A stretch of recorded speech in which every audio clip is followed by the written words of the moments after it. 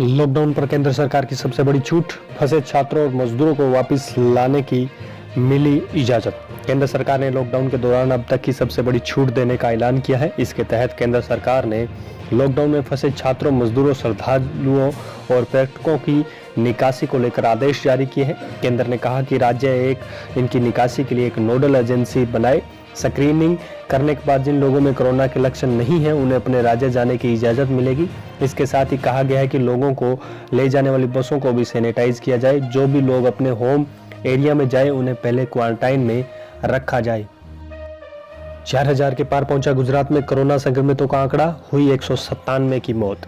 गुजरात में कोरोना संक्रमण के मामले थमने का नाम नहीं ले रहे। लॉकडाउन के बावजूद यहां कोरोना पॉजिटिव मरीजों की संख्या 4000 से ऊपर पहुंच गई है। अहमदाबाद कोरोना वायरस से सबसे ज्यादा प्रभावित शहर के यहाँ संक्रमितों की संख्या बढ़कर 2777 तक पहुंच गई है।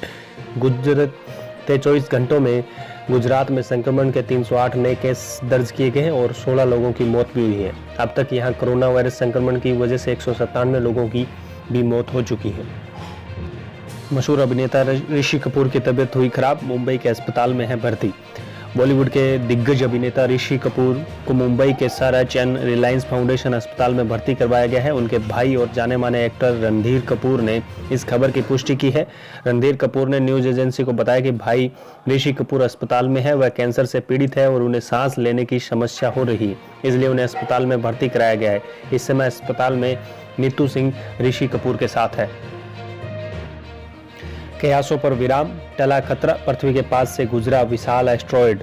आखिरकार अंतरिक्ष से आ रहा एस्ट्रॉयड 1998 OR2 धरती के बगल से गुजर गया, जिससे हमारी पृथ्वी को कोई नुकसान नहीं हुआ और इसके साथ ही उन सारे कयासों पर पानी फिर गया जिसमें यह कहा जा रहा था कि यह उल्का पिंड तबाही लेकर आएगा। आपको बता दें कि एस्ट्रॉयड बुधवार को भारतीय समय अनुसार 3:26 पर पृथ्वी से करीब 63 लाख किलोमीटर दूर से गुजरा है। दक्षिण अफ्रीका की ऑब्जर्वेटरी की ओर से खगोलीय घटना की पुष्टि भी की गई है। ऑब्जर्वेटरी की ओर से किए गए ट्वीट में कहा गया है कि ये विनाशकारी उल्का पिंडों में से एक है। उसमें से एक वीडियो भी पोस्ट किया गया है। यूजीसी ने HRD मंत्रालय को सौंपा नया एकेडमिक कैलेंडर। विश्वविद्यालय अनुदान आयोग यानी यूजीसी ने कहा है कि ग्रेजुएशन के फर्स्ट ईयर का एकेडमिक कैलेंडर 1 सितंबर 2020 से शुरू होगा, जबकि ग्रेजुएशन में द्वितीय और तृतीय वर्ष के छात्रों के लिए एकेडमिक कैलेंडर जो है 1 अगस्त से शुरू होगा। अगले साल 26 मई से 25 जून के बीच परीक्षाएं होंगी।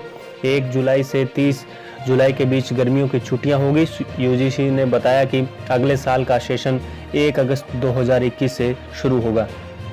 लॉकडाउन में आपके ड्राइविंग लाइसेंस और कार के डॉक्यूमेंट को लेकर मिल रही है छूट। हाँ, आपको बता दें कोरोना वायरस में अगर आपका लाइसेंस एक्सपायर्ड हो रहा है और उसे रिन्यू करना है तो ऐसे में आपको परेशान होने की ज़रूरत नहीं है, क्योंकि सरकार ने देशव्यापी लॉकडाउन के बीच ड्राइविंग लाइसेंस और व्हीकल फिटनेस सर्टिफिकेट के लिए वैधता को पिछले महीने बढ़ा दिया था।